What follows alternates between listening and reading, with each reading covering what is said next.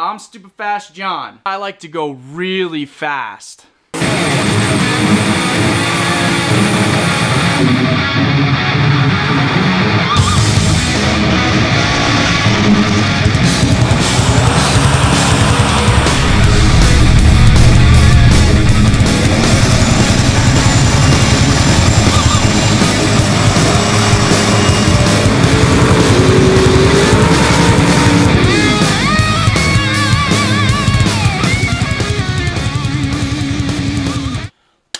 Welcome back, Stupid Fast Nation. How are you all doing today?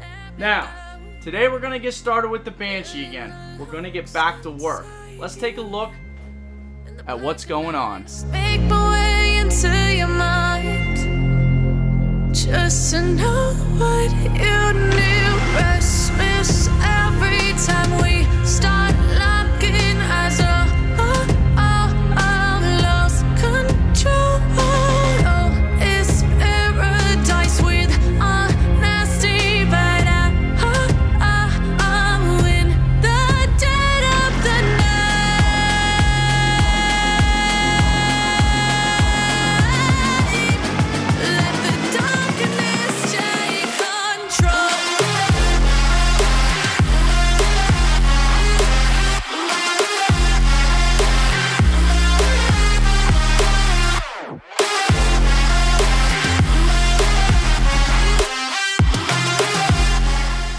Okay, so those of you who have kept up on the videos of the Banshee progress so far, you would see that this is how far we got.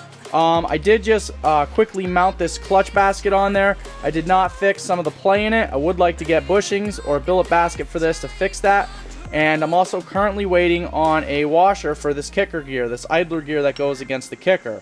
I did just mount this on here temporarily to make sure I have everything needed to mount this so that I'm not waiting an extra week or so for more parts. But I think tonight what we're going to do is we're going to get started on the top end. We're going to go ahead and get the pistons installed, get the cylinders on. We'll put a light coat of silicone on the gasket because that's what I always do on all my paper gaskets. I like to make sure that they're sealed. I think I'm just going to use some black RTV on it because that's good for 500 degrees and this motor's external shouldn't see more than that. So we'll go ahead and get that coated in some black silicone. We'll get the pistons, the rings, the wrist pins, the circlips. We'll get all that. We'll get the rings clocked properly with the pistons. I'll show all that. We'll get the cylinders on, torque them down, maybe even get the cylinder head on. We'll see if we get that far. Alright guys, so the pistons that I'm using, they are Wiseco's, but they're like a CP edition, CP Industries. They're a 72mm piston. There's the part number. Here's the bag for the rings that it came in. Wiseco's cool. They actually give you directions to install these, checking your gaps and things like that. Now, I've never had a set of gaps be off before, but I'm sure it's possible. But I'm not really worried about it. This is just, you know, more of a trail quad. It's not going to see a lot of abuse in drag racing or anything. But yeah, so a few tips I want to give you guys. Number one, when you're installing your rings, it's always number facing up. Okay, so I don't know if you guys can see that or not, but there's a tiny little N. And if you can't see it in the picture, I'll put a picture on the video.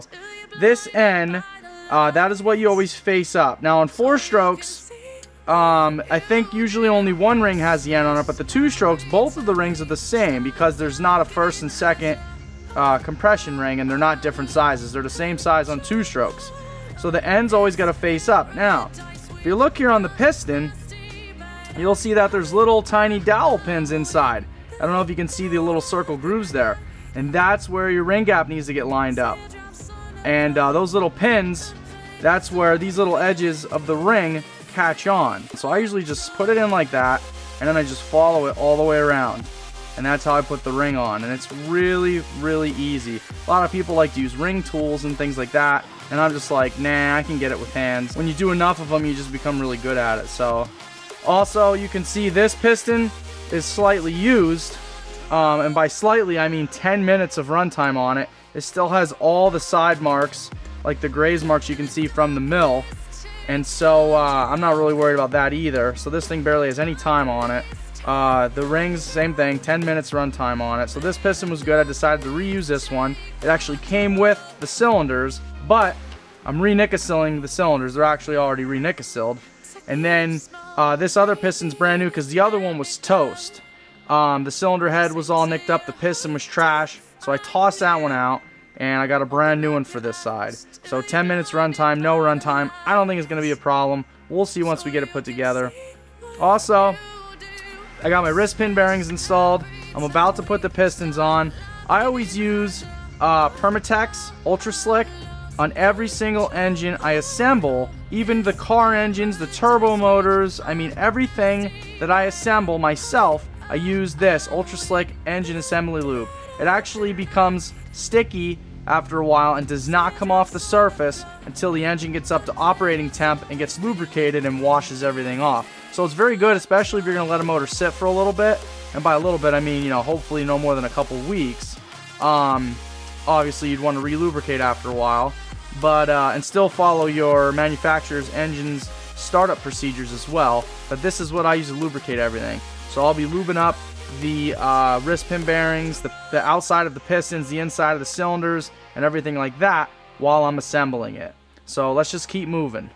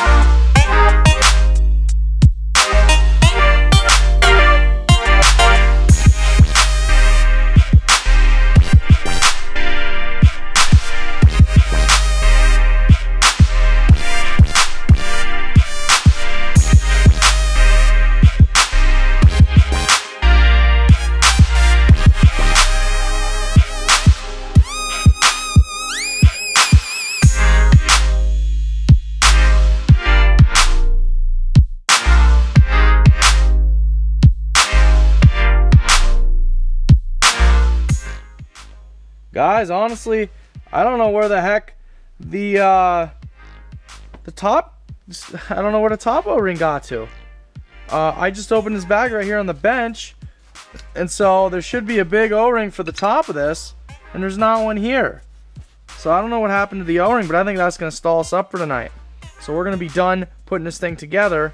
This is as far as we're going to be able to get for tonight at least.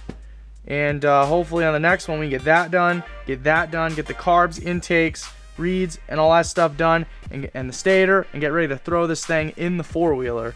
So we'll get it ready, we'll get it in the Banshee, and that'll be that pretty much.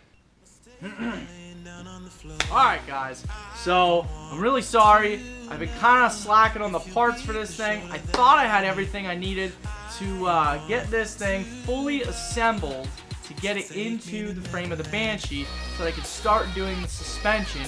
But that O-ring on the top of the cylinder, and also the bushing and the circlip for the idler gear that transitions from the kicker to the clutch, I'm actually missing that as well. I do have that on order, should be in tomorrow or Friday, so I'm very sorry. I did want to get this thing done tonight, and get it ready to put in the frame for the next video, but we'll finish that up on the next video. At least you guys got a couple tips out of this one.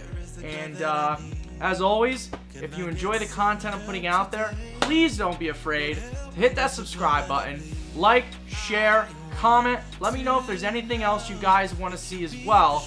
I'm open to building and doing just about anything. So yeah, it is what it is. Thanks for watching.